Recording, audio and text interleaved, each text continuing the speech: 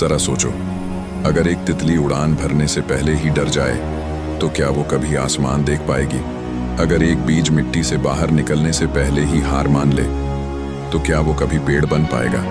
जिंदगी का असली खेल वहीं से शुरू होता है जहां लोग हार मान लेते हैं। नमस्कार दोस्तों, आप देख रहे हैं मन की उड़ान, जहां हर कहानी आपके दिल की गहराइयों को छू जाती है। अगर आपने अभी तक चैनल सब्सक्राइब नहीं किया है तो जल्दी से कीजिए, और अगर कहानी पसंद आए तो लाइक और शेयर करना मत भूलिए। हिमालय की गोद में बसा एक छोटा सा गांव था, शांति नगर। ठंडी हवाएं, नीले आसमान के नीचे बसी लकड़ी की झोपड़ियां और गांव के बीचों बीच बहती एक छोटी सी नदी, हर चीज में सुकून था। यहीं रहता था एक लड़का, विवेक बाकी बच्चों से थोड़ा अलग था।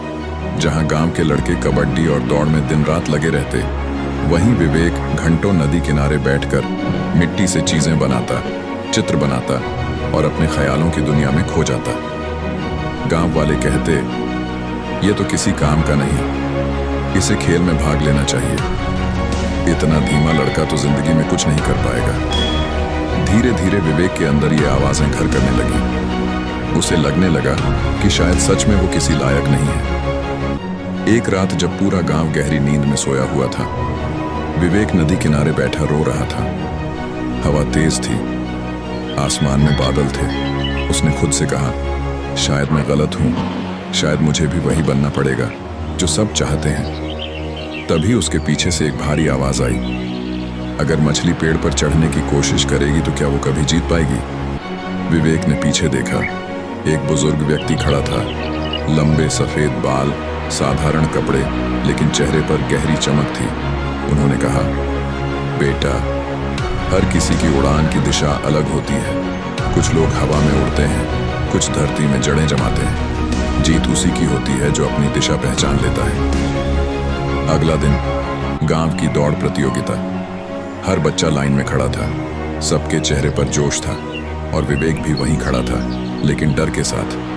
सीटी बजी, बच्चे दौड़े और विवेक फिर पीछे छूट गया। लोग हंसने लगे, अरे ये तो फिर हार गया, इसे तो भागना ही नहीं आता। वो पेड़ के नीचे बैठ गया और खुद से कहा, मैं कुछ नहीं कर सकता। लेकिन किस्मत ने कुछ और लिखा था। कुछ हफ्तों बाद शांति नगर पर बड़ा संकट आ गया। गांव के पास बहने वाली नदी सूखने लगी, खेत जलने लगे, कुएं खाली हो गए। गांव वाले घबरा गए, अब क्या होगा? लेकिन एक जगह नमी बाकी थी, नदी के किनारे। विवेक ने चुपचाप वहां अपने बनाए छोटे छोटे बांध और नालियां बना रखी थी, सिर्फ मिट्टी और पत्थरों से। कोई उस पर ध्यान ही नहीं देता था। लेकिन आज वही छोटी सी व्यवस्था पूरे गांव को पानी दे रही थी। बुजुर्गों ने हैरानी से कहा, जिसे हम धीमा कहते थे वही आज गांव को बचा रहा है। गांव की पंचायत बुलाई गई। सबके सामने मुखिया ने कहा, हमने हमेशा विवेक की तुलना दूसरों से की, लेकिन वो तो अपने रास्ते पर चल रहा था। हम दौड़ रहे थे और वो सोच रहा था। आज उसी की सोच ने हमें जीने का मौका दिया है। गांव वाले ताली बजाने लगे और विवेक सिर झुकाए बस मुस्कुरा रहा था। अगर तितली पक्षियों से तुलना करती तो कभी उड़ नहीं पाती। अगर बीज पेड़ से तुलना करता तो कभी मिट्टी नहीं फोड़ पाता।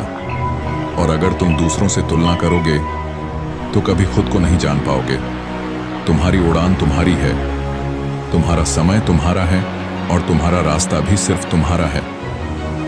जीत किसी और से तेज भागने में नहीं, जीत खुद को पहचानने में है।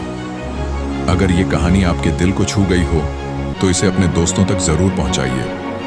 ऐसी ही और आत्मा को झकझोर देने वाली कहानियों के लिए मन की उड़ान को सब्सक्राइब करें, लाइक करें और बेल आइकन दबाएं। तुलना छोड़िए, अपनी उड़ान पर भरोसा कीजिए